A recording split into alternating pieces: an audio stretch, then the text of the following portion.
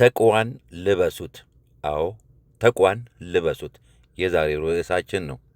ጌታ አምላካችን አላህ ሱብሓነሁ ወተዓላ በተቀደሰው ቃሉ በቁርአን ይህን ይገልጽልናል። የአዳም ልጆች ሆይ ኀፍረተ ገላችሁን የሚሸሽግን ልብስ ጌጥንም በእርግጥ በእናንተ ላይ አወረድን፣ አላህን የመፍራትም ልብስ ይህ የተሻለ ነው። አልአዕራፍ ቁጥር 26። አንድ ጊዜ እንዲህ ሆነ። ኢማም አቡ ሐኒፋ ከልብሳቸው ላይ አነስተኛ የሆነች ጉድፍ ለማስለቀቅ ሲጣጣሩ ታዩ።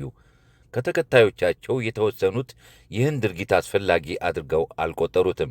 ስለሆነም እንዲህ አሏቸው፣ ኢማም ሆይ በእርስዎ መዝሃብ እንደ ተማርነው ይህች አነስተኛ ጉድፍ ሰላት ከመስገድ አታግዶትም። ታዲያ ይህን ያክል መጥቀሞ ለምንድን ነው? ኢማሙ እንዲህ በማለት መልስ ሰጧቸው፣ ያ እስላማዊ ሕግ ሲሆን ይህ ግን ተቅዋ ነው። ይህ የኢማሙና የመሰሎቻቸው አቋም ከሚከተለው የቁርአን አንቀጽ ድጋፍ ያገኛል። በቁርአንም እንደ ታዘዝከውም ቀጥ በል፣ ከአንተ ጋር ያመኑትም ቀጥ ይበሉ። ሁድ 112። አዎ ከስንቅም ሁሉ በላጩ ተቅዋ ነው። አንድ ሰው ለአላህ ያለው ፍቅር ዕውቀት በጨመረ ቁጥር ለእርሱ ያለው ፍርሃት ተቅዋ የዚያኑ ያህል ይጨምራል። ሁላችንም ብንሆን እዚህ ደረጃ ላይ እንድንደርስ ነው የሚፈለገው።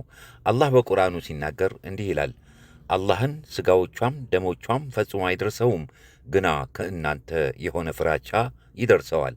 አልሐጅ ቁጥር 37። ጁላልዲን ሩሚ እንዲህ ይላሉ፣ ወዳጄ ሆይ ፍየሏን ራሷን እንጂ ጥላዋን ለማረድ አትድከም። አላህ ሱብሓነሁ ወተዓላ በቁርአን እንዲህ ይላል፣ እርሱ የመጨረሻይቱን ዓለም ቅጣት የሚፈራ የጌታውንም ችሮታ የሚከጅል ሲሆን በሌሊት ሰዓቶች ሰጋጅና ቋሚ ሆኖ ለጌታው የሚገዛ ሰው እንደ ተስፋ ቢሱ ከሃዲ ነውን?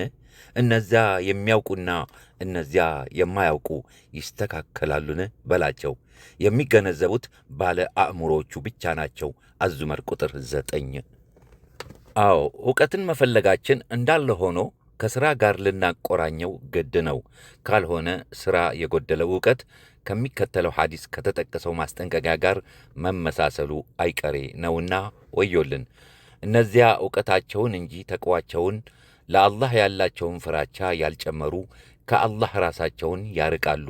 ለዚህም ነው አላህ የመጪውን ዓለም ማለቂያ የሌለው የመከራ ቁልል እናመልጥ ዘንድ ተቅዋን እንድንሰነቅ በቀጣዩ የቁርአን አንቀጽ የሚመክረን። የቁርአን አንቀጹ እንደሚከተለው ነው። ተሰነቁም፣ ከስንቅም ሁሉ በላጩ ጥንቃቄ ተቅዋ ነው። የአእምሮዎች ባለቤቶች ሆይ ፍሩኝ። አልበቀራ ቁጥር 197። ሼር አድርጉት ያ ጀማ። ወሰላሙ አሌይኩም ወራህመቱላሂ ወበረካቱ።